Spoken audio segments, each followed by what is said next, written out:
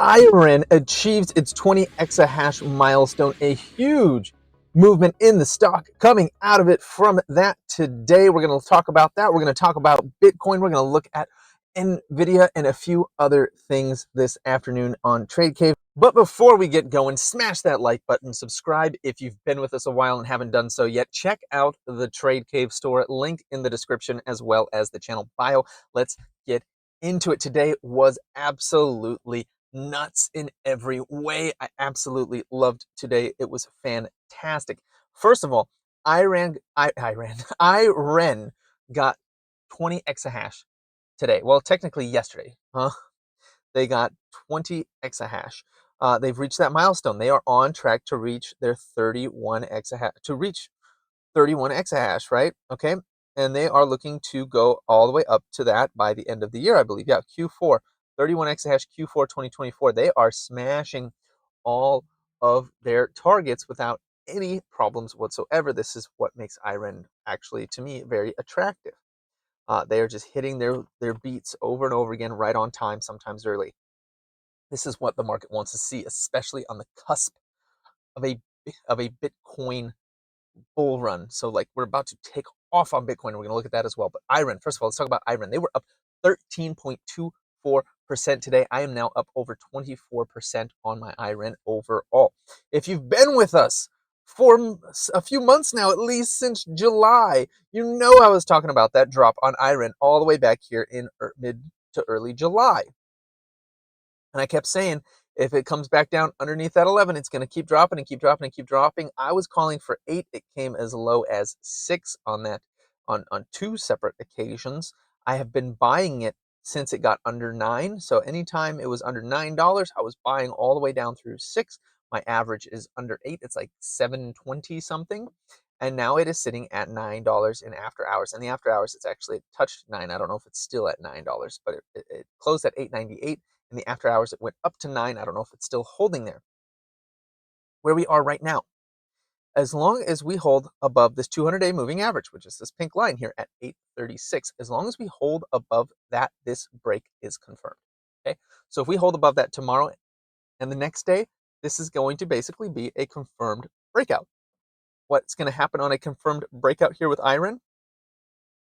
As long as Bitcoin cooperates, we could find ourselves coming back up to test 1126, right? 1126. As long as we are above $8.36, 1126 is in view for IREN. So keep that in mind. We could come all the way back down to 836 and bounce from there and move on up. If we go below that, we could potentially be caught at 784 and still be in something of a bullish move up, because that's the 21 EMA for IREN, and still be in a bullish move, but we will have to fight the 200-day again if we go beneath it. So keep that in mind. As long as we're above the 200-day moving average, $11 is in sight. We're staring it down and we're coming for it as long as Bitcoin cooperates. So IREN having an absolutely monumental day. I cannot wait for Bitcoin to hit 70 and see where this thing is going to be. We're going to hit 11. We're going to hit 12. We're going to make a run, hopefully, for this $15, $16. Hopefully, we make that look small and go running for the highs back here, like 18, even $28. That's what I want to see on IREN this cycle. But right now, one step at a time, one step at a time. We got to hold 836. We've got to go up to 11. Those are the next steps here. Hold 836, run up to 11. That's the next move for IREN. Oh, what else happened today in the Bitcoin miners? Let's see. Everyone was up basically. You had Bitfarms was up 7.8%. That was pretty good. What was another one that was good? CIFR was up 15% today. That was nuts. CIFR's absolutely finally maybe breaking out of that downward channel. Maybe I'll cover that tomorrow. I might be getting long. Well, maybe I'll try today. 9% for Wolf, 8% for Hut. Core Z lagging behind at 3.2%, but they've been on such a heater lately. It doesn't even matter. They're still way ahead of the pack, even with that slowdown today. Let's look at CIFR real quick. I want to take a look at CIFR. Is it breaking out of this thing here? All right. Yes. Okay. I am interested in CIFR now. Actually, I'm particularly back to being interested in maybe the warrants potentially. So CIFR is above the 21-day moving average, which is at $3.25. As long as it holds that, it has room up to $4.07, which is the 200-day moving average. Okay, that's it. That's the range right now. Must hold 320. Must hold 325, has room to 407. If it can't hold 325, it's coming back down to 3.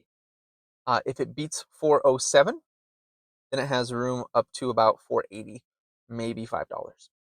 So CIFR's getting a little bit interesting there. That's the quick and dirty on CIFR. Let's take a look at Bitcoin itself. Bitcoin itself. All right. So we also got above the 200-day moving average on Bitcoin.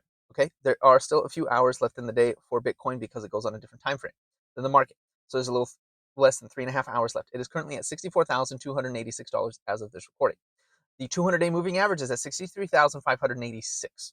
As long as we hold above 63,586, close today's candle above that, open tomorrow's candle above that, close tomorrow's candle above that, then we have room up. Once we have that taken care of, right, and we are closing and opening candles above the 200-day moving average at $63,586, once we are doing that, then we have room up to $70,000. We have room up to 70. Now we might struggle at 68 a little bit, maybe even at 69 a little bit. We will definitely struggle at 70, but we have room up to 70 once that happens. Okay. Now this could be negated potentially, like back here, right? We came up, we had 2 close above it, and then the third day dumped right back in.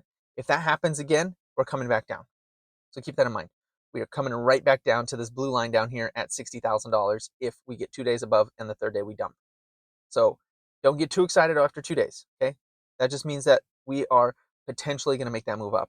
Doesn't mean we have to. As you can see, happened here on August 25th. We just dropped immediately afterwards. We got our two days of confirmation, which is what you want to see. This is exactly what you want to see. Two candles confirming above, and then the third day dump. So keep that in mind. It can happen. It can happen, but the likelihood of it happening after we get those closes above they decrease every day that you get a close above. It would be great if we see some dojis, we might be concerned. What I want to see is a candle with some body on it.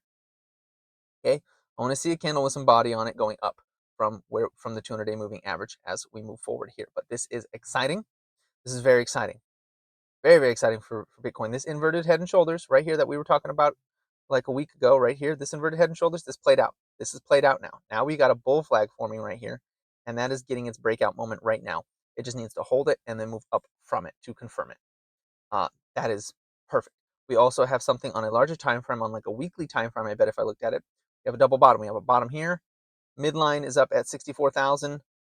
Bottom again at 53, and then right now we're struggling at that neckline.